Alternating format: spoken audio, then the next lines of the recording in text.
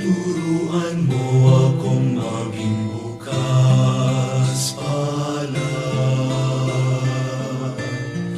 Turuan mo akong maglingkod sa iyo, na magbigay ng ayon sa naranapan,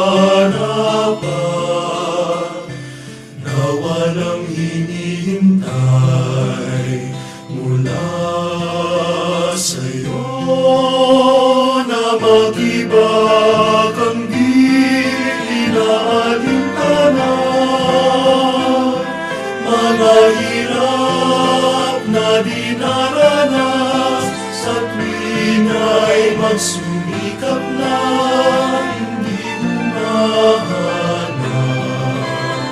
ng kapalit na kaginhawaan, na di naghihintay kundi ang aking mabatid, na ang loob mo siyang sinusundan.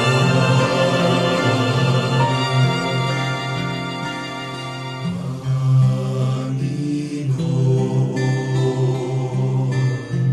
turuan mo akong